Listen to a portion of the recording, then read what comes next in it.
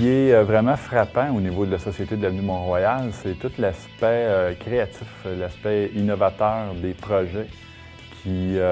ont fait une bonne partie de la renommée de l'Avenue Mont-Royal. Je pense à différents projets comme Nuit blanche au tableau noir, les paysages éphémères,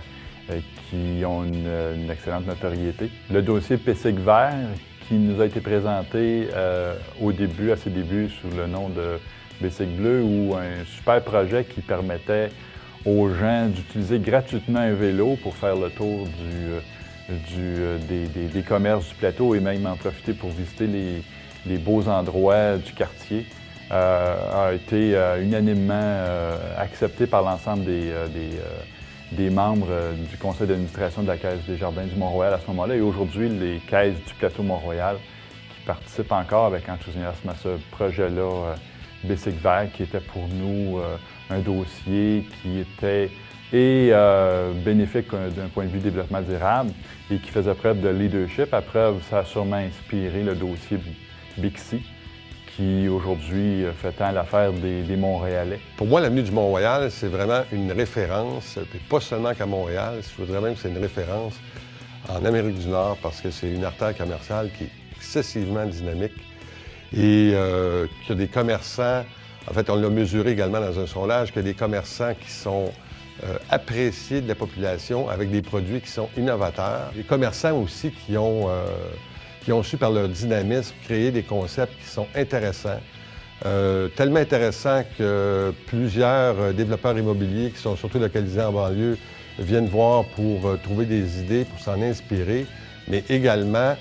même vont solliciter certains de ces commerçants-là pour qu'ils viennent s'établir dans leurs projets en banlieue. Alors, je pense que ça, c'est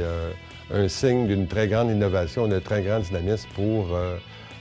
l'avenue Mont-Royal. On a constaté au cours des dernières années que dans la plupart des grandes villes nord-américaines, canadiennes, américaines en fait, canadiennes et européennes, un phénomène qui est relativement nouveau, c'est une prise en charge du milieu par le milieu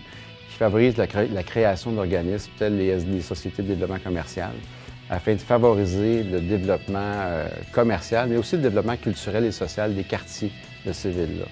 Donc, c'est un phénomène qu'on retrouve également à Montréal. Il y a maintenant 16 sociétés de développement commercial à Montréal qui regroupent plus de 14 000 membres et qui injectent annuellement plus de 10 millions de dollars au développement des quartiers, au développement économique et culturel des quartiers montréalais. Donc, ça nous a amené à former l'Association des SDC de Montréal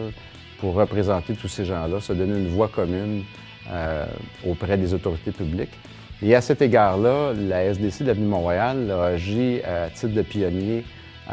dans de nombreux domaines, entre autres au développement culturel. On parle beaucoup de la vie culturelle de quartier à Montréal et sans aucun doute que l'Avenue du Mont-Royal est un chef de file dans ce sens-là, entre autres avec Nuit blanche sur tableau noir, avec les paysages éphémères, qui sont des événements qui ont maintenant une forte notoriété à Montréal.